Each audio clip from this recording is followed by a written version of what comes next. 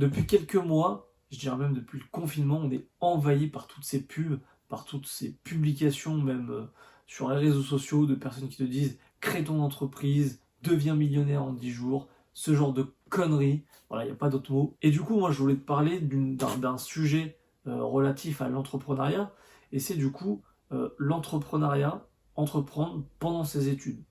Et je vais te faire mon retour d'expérience, puisque là, je viens de finir mon master et j'étais en alternance, mais également freelance en parallèle. Du coup, je vais te parler un peu des points positifs et des points négatifs, ce que ça peut t'apporter, et voilà, tout simplement te faire un retour d'expérience sur le sujet, si toi tu te poses la question. Avant de commencer la vidéo, n'hésitez pas à vous abonner, n'hésitez pas à liker, et quand vous aurez visionné cette vidéo, n'hésitez pas à commenter la vidéo pour me donner votre avis ou faire une remarque. Je suis ouvert à la discussion et je réponds à tous les commentaires. Salut YouTube! Aujourd'hui on va parler entrepreneuriat. Alors c'est un mot qui est un peu en vogue en ce moment, j'ai l'impression que c'est une mode, alors qu'en fait c'est pas une mode, c'est un mode de vie, mais ça ne doit pas être une mode en soi. Voilà, donc comme je t'ai dit, moi je vais te faire mon retour d'expérience. Alors évidemment, quand je dis que je suis entrepreneur pendant mes études, voilà, je suis freelance, j'ai fait des coachings, j'ai lancé une petite formation, ce genre de choses-là. Et après le truc, c'est que je travaillais beaucoup pour ça, dans le sens où je créais beaucoup de contenu pour mes réseaux sociaux. Donc limite ça me prenait plus de temps que de travailler pour des clients. Mais c'est intéressant de te faire mes retours pour comprendre ce que ça peut t'apporter et évidemment s'il y a des points négatifs à prendre en compte. Parce que je sais qu'il y a quand même beaucoup d'étudiants, il y a des étudiants galères, des étudiants qui veulent entreprendre, etc. Du coup, je veux te parler de ça parce que ça peut t'aider. Et mine de rien, il y a des étudiants qui s'en sortent à la fin du mois grâce à ça. Parce que si tu te débrouilles bien, tu peux mieux gagner ta vie avec ça, à côté de tes études, que d'aller travailler à McDo, à Burger King, en dehors, en parallèle de tes études. Et attention, je discrimine personne, j'ai travaillé à McDo pendant 2 ans et demi, donc aucun jugement de valeur, justement, on fait comme on peut.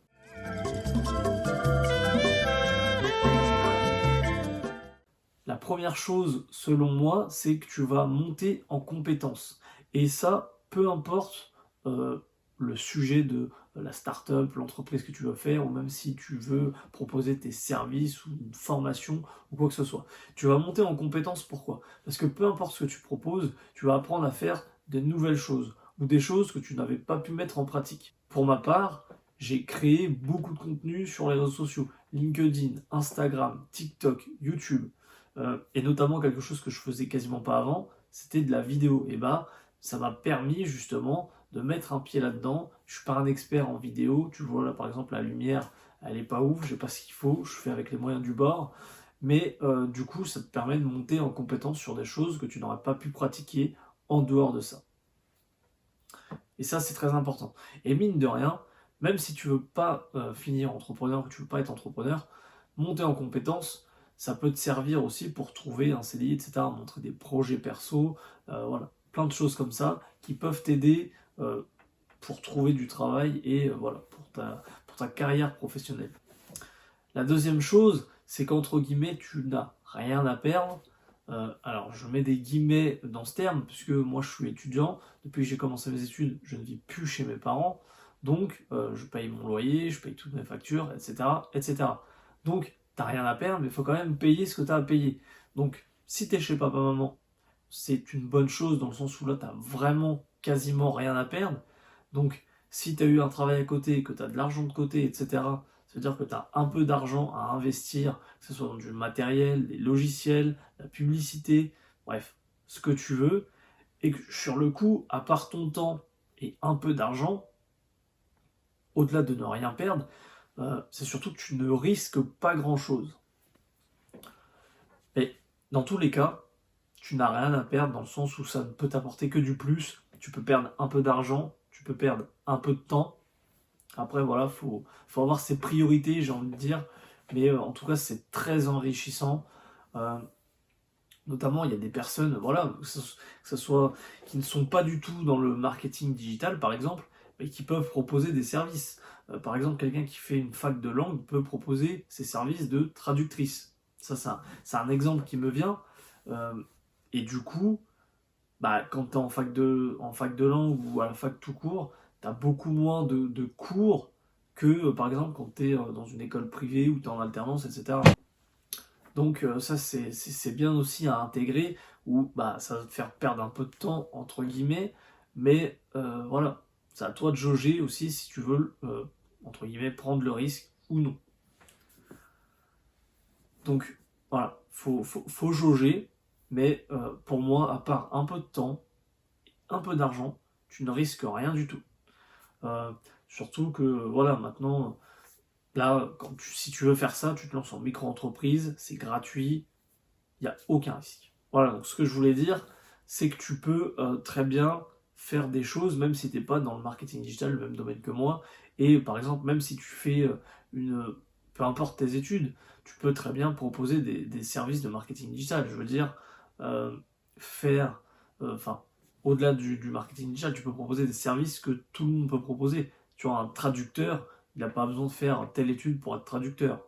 Le gain possible, c'est aussi à prendre en compte, c'est-à-dire que voilà, j'en parlais légèrement juste avant, mais moi je connais des mecs qui travaillaient, voilà, qui avaient un petit travail étudiant et qui se sont lancés à leur compte, et en fait ils gagnent plus de sous avec ça qu'en travaillant, donc ils ont arrêté de travailler et ils travaillent pour eux.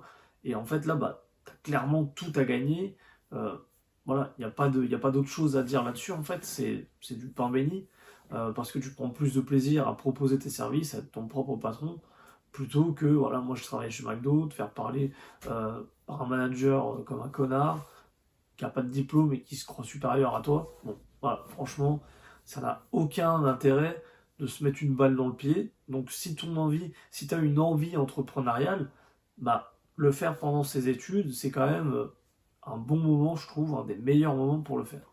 Et mine de rien, le quatrième avantage pour moi, alors évidemment, tu n'as pas besoin de créer une boîte pour ça, mais je trouve que ça t'y pousse quand même un peu plus, c'est de networker, de travailler ton réseau, parce que bah, voilà, pour trouver des clients, bah, faut aller prospecter ou faire du réseau, ou demander à des connaissances, des amis, etc. Évidemment, tu n'as pas besoin, comme je dis, de lancer ton entreprise pour faire du réseau, mais du coup, créer ton entreprise et vouloir vendre quelque chose, ça te pousse justement à aller vers les gens.